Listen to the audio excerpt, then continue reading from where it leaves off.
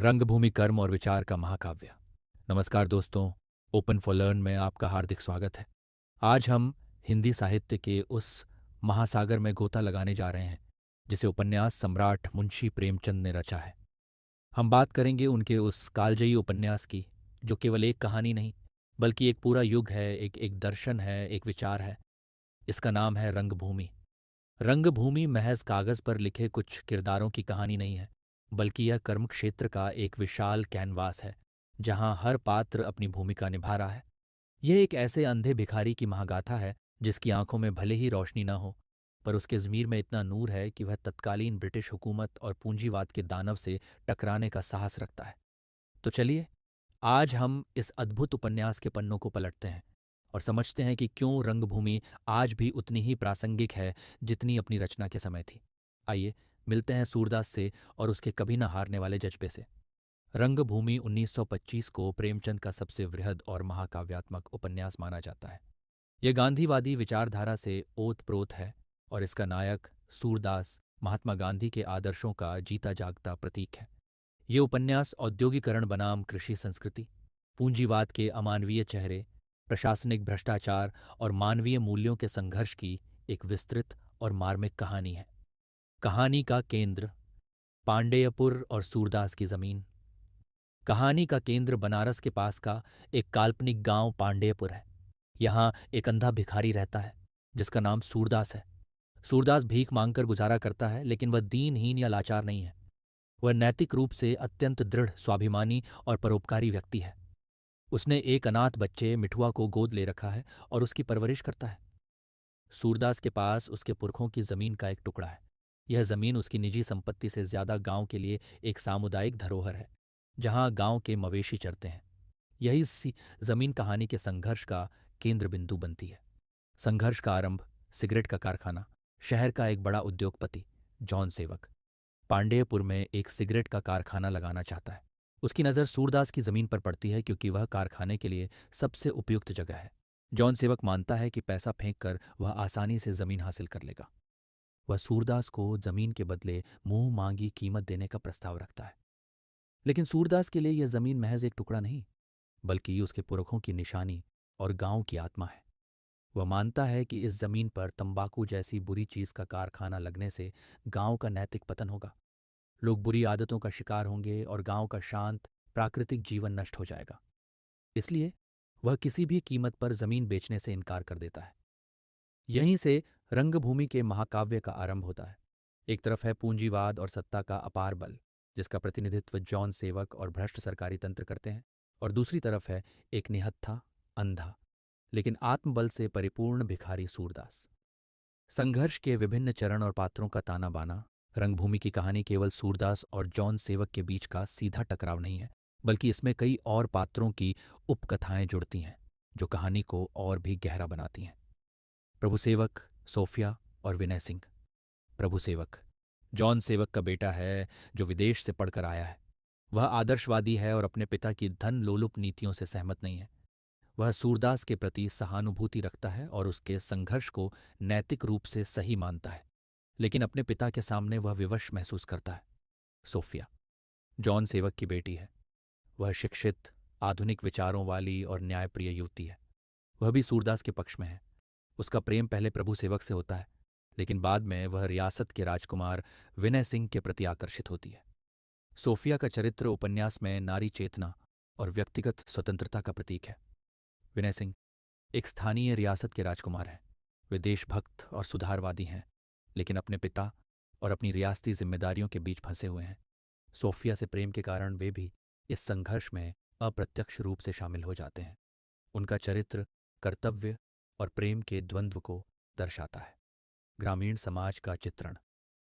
प्रेमचंद ने ग्रामीण समाज का यथार्थवादी चित्रण किया है। जब सूरदास अपना संघर्ष शुरू करता है तो गांव के लोग पहले तो उसके साथ होते हैं, लेकिन जैसे जैसे जॉन सेवक और प्रशासन का दबाव बढ़ता है, लोग लालच और डर के कारण टूटने लगते हैं। भैरव गांव का एक पात्र है जिसकी पत्नी सुभागी को वह बहुत मारता पीटता है। सुभागी अक्सर भागकर सूरदास की झोपड़ी में शरण लेती है। इससे भैरव सूरदास से ईर्ष्या करने लगता है और उसे बदनाम करने की कोशिश करता है। वह सूरदास के खिलाफ जॉन सेवक का साथ देता है। ये दिखाता है कि सूरदास को बाहरी ताकतों के साथ साथ अपने ही समाज के लोगों के विरोध का भी सामना करना पड़ता है। नायक राम, गांव का एक अन्य पात्र जो सूरदास का समर्थन करता है और अंत तक उसके साथ खड़ा रहता है। गांधीवादी सत्याग्रह का प्रयोग।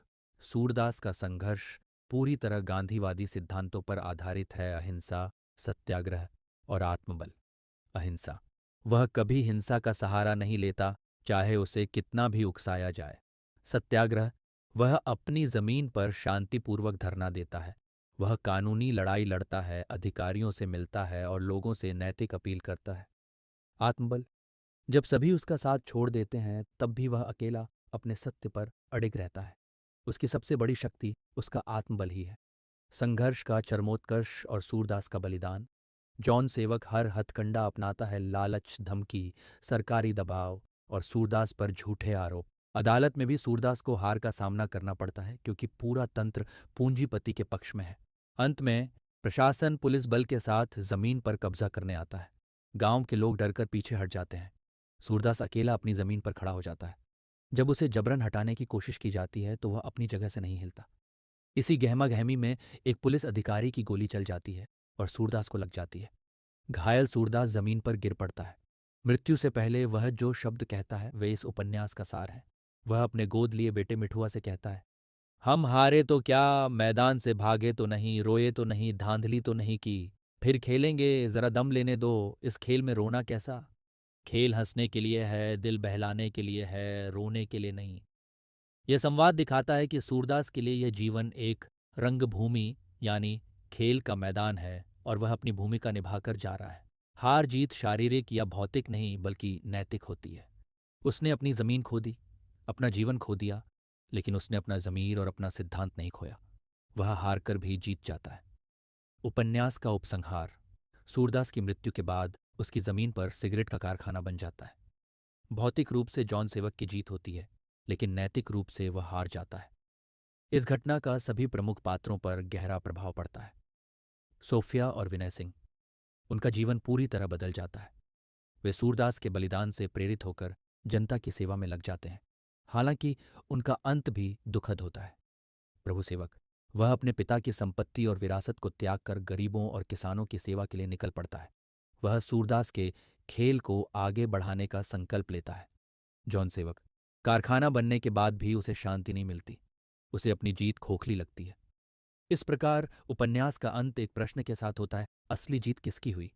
उस अंधे भिखारी की जो अपने सिद्धांतों के लिए मर गया, या उस पूंजीपति की जो जमीन पर कब्जा करने के बाद भी नैतिक रूप से पराजित महसूस करता है? रंगभूमि के मूल विषय। गांधीवादी दर्शन। यह उपन्यास सत्याग्रह, अहिंसा और आत्मबल के सिद्धांतों का साहित्यिक दस्तावेज है। पूंजीवाद की आलोचना। यह दिखाता है कि कैसे औद्योगिक पूंजीवाद मानवीय संवेदनाओं को कुचल देता है और उसका एकमात्र लक्ष्य मुनाफा होता है। किसानों और गरीबों का शोषण। सूरदास भारत के उन करोड़ों किसानों और भूमिहीनों का प्रतीक है जिनकी जमीन और आजीविका छीन ली जाती है। प्रशासनिक और न्यायिक भ्रष्टाचार। उपन्यास ब्रिटिश राज के तहत सरकारी तंत्र के भ्रष्टाचार को उजागर करता है, जो हमेशा अमीरों और शक्तिशाली लोगों का साथ देता है। नैतिकता का संघर्ष। यह उपन्यास भौतिक शक्ति और नैतिक शक्ति के बीच के शाश्वत संघर्ष की कहानी है। संक्षेप में, रंगभूमि सिर्फ एक उपन्यास नहीं, बल्कि एक ऐसा दर्पण है जिसमें हम समाज, राजनीति, धर्म और मानवीय चरित्र के कई जटिल रूपों को देख सकते हैं। सूरदास का चरित्र हिंदी साहित्य में अमर है, जो हमें यह सिखाता है कि असली शक्ति शरीर में नहीं, बल्कि आत्मा और सिद्धांतों में होती है। तो दोस्तों, यह थी मुंशी प्रेमचंद की रंगभूमि की कहानी। यह कहानी सूरदास की हार या मृत्यु पर समाप्त नहीं होती, बल्कि यह एक नए खेल की शुरुआत का ऐलान करती है। सूरदास का अमर वाक्य, हम फिर खेलेंगे, आज भी हमारे कानों में गूंजता है। यह उपन्यास हमें सोचने पर मजबूर करता है कि विकास का असली मतलब क्या है। क्या बड़ी बड़ी इमारतें और कारखाने बनाना ही विकास है, या मानवीय मूल्यों और प्रकृति की रक्षा करना असली प्रगति है? सूरदास ने हमें सिखाया कि परिस्थितियां चाहे कितनी भी विपरीत क्यों न हो, अपने सिद्धांतों पर टिके रहने वाला व्यक्ति कभी हारता नहीं है। उम्मीद है रंगभूमि का यह सार आपको पसंद आया होगा और इस महान उपन्यास को पढ़ने के लिए प्रेरित करेगा। अगर आपको हमारा यह प्रयास अच्छा लगा तो इस वीडियो को लाइक करें, अपने दोस्तों के साथ शेयर करें और ओपन फॉर लर्न चैनल को सब्सक्राइब करना न भूलें। अगली बार फिर मिलेंगे साहित्य के एक और अनमोल मोती के साथ। तब तक के लिए पढ़ते रहिए, सीखते रहिए। धन्यवाद।